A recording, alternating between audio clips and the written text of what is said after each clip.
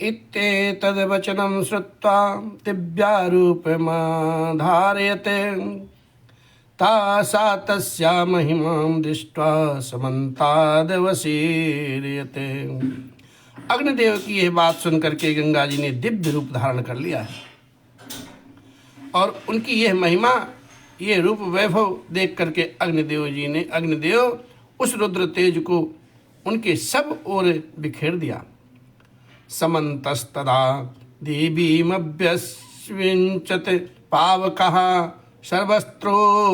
सर्वस्त्रोतांसि पूर्णानि गंगायां रघुनंदन।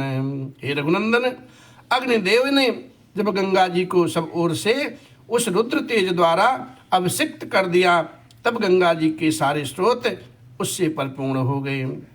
तमुवाच ततो गंगा सर्वदेव पुरोगमम् असक्ता धारणे देव तेजस्तव समुद्दतम दहिमान्नाग्न्यां तेन संप्रव्यथित चेतनाम।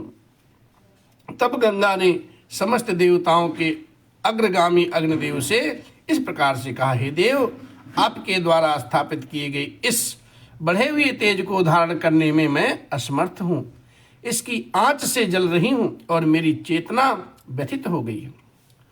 अथा ब्रवीदिदं गंगां सर्वदेव हुतासनः इह हेम वेत्वते पार्श्वे गर्भो अयं सन्निवेश्यताम्।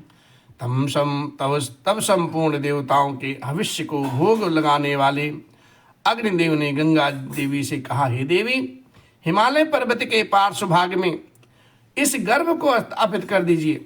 श्रुत्वा तो अग्निवचो गंगा तम गर्भमति भास्वरम उत्सर्जय महातेजा अस्त्रोभ्यो हे तदा नघ। निष्पाप रघुनंदन, अग्नि की इस बात को सुनकर के महातेजस्विनी गंगा जी ने उस अत्यंत प्रकाशमान गर्भ को अपने स्रोतों से मिला करके यथोचित स्थान में रख दिया।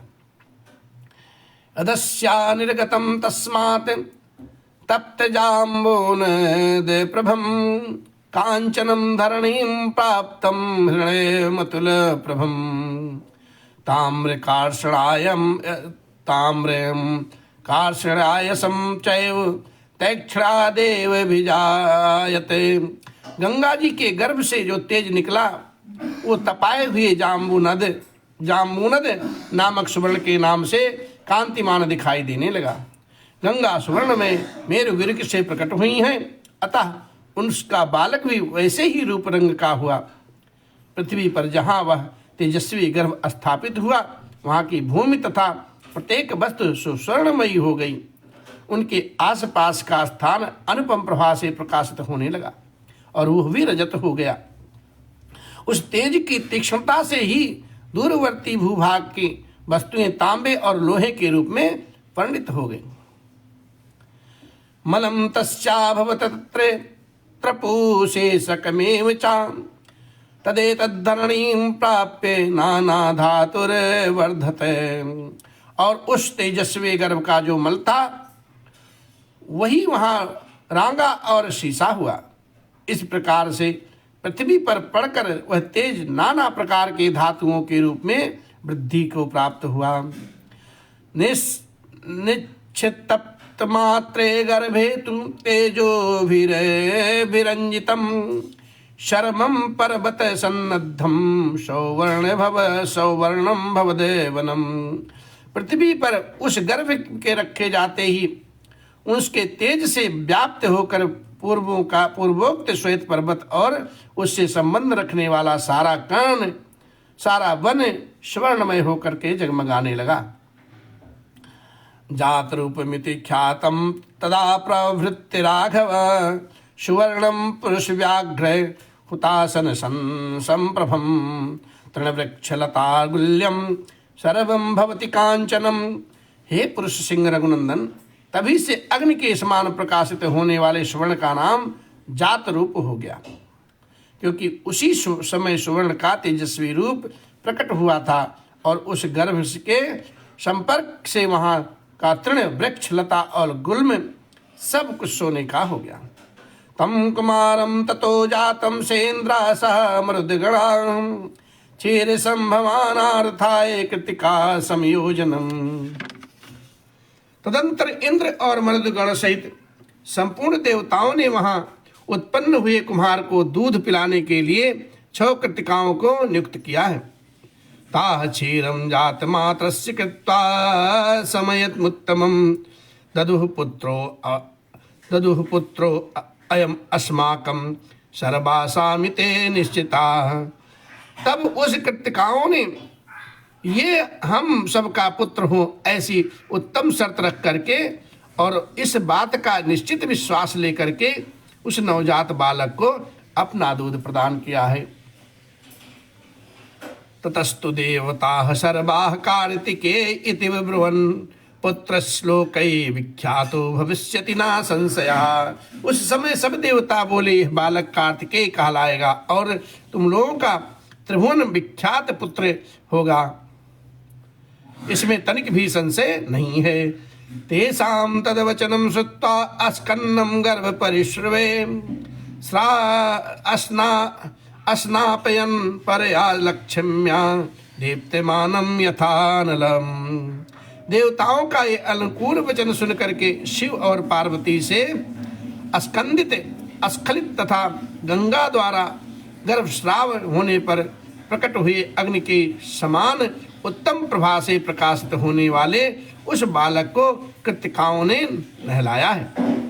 अस्कंद इत्यब्रुवन् देवा अस्कन्नं गर्भ परिश्रवे कार्तिकेयं महाबाहुं काकुतस्थ जलनोपमम्। ककुतस्थ कुलभूषण श्री राम अग्नितुल्य तेजस्वी महाबाहु कार्तिकेय गर्भस्राव काल में अस्कंदित हुए थे, इसलिए देवताओं ने उन्हें अस्कंद कह करके पुकारा। प्रादुर्भूतं ततः क्षीरं कृतिकानामुत्तमं खरय्यां खडाननो भूत्वा जाग्रास्तनुजं पयः। तदंतर कृतिकाओं के स्तनों में परम उत्तम दूध प्रकट हुआ और उस समय अस्कंद ने उन्हें 6 मुख प्रकट करके उन 6 का एक साथ ही स्तनपान किया। गृहीत्वा क्षीरमेकान्नां सुकुमार पोस्तदा अजयते स्वयं वीरेण दैत्य सैन्य गणान विभु। एक ही दिन दूध पीकर उन सुकुमार शरीर वाले शक्तिशाली कुमार ने अपने पराक्रम से दैत्यों की सारी सेनाओं पर विजय प्राप्त की। सुरसेनागणपतिम् अभ्यश्चिन्न महादुतिम् ततः तममराह सर्वे समेत्याग्निपुरोगमा।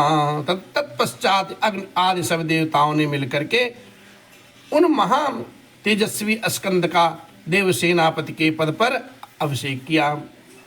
यस्ते राम गंगायां विस्तरो अभिहितो मया कुमार संभवश्चैव धन्यः पुनश्च तथैव चा। हे श्री राम, यह मैंने तुम्हें गंगा जी के चरित्र को विस्तार से बताया है, साथ ही कुमार कार्तिकेय के जन्म का भी प्रसंग सुनाया, जो श्रोता को धन्य एवं पुण्यात्मा कहलाने वाला है। भक्तश्च यह कार्तिकेय काकुतस्थ भुवि मानवः आयुष्मान पुत्र पौत्रौश्च अस्कंद सालोक्त्याम व्रजेत। काकुतस्थ, इस पृथ्वी पर जो मनुष्य कार्तिकेय जी में भक्ति भाव रखता है, वह सब लोक में दीर्घायु तथा पुत्र पौत्र से संपन्न हो मृत्यु के पश्चात अस्कंद लोक में चला जाता है। इसी प्रकार से श्री वाल्मीकि निर्मित आर्ष रामायण आदि महाकाव्य के बालकांड में 37वां सर्ग संपन्न हुआ। श्री राम जय जय।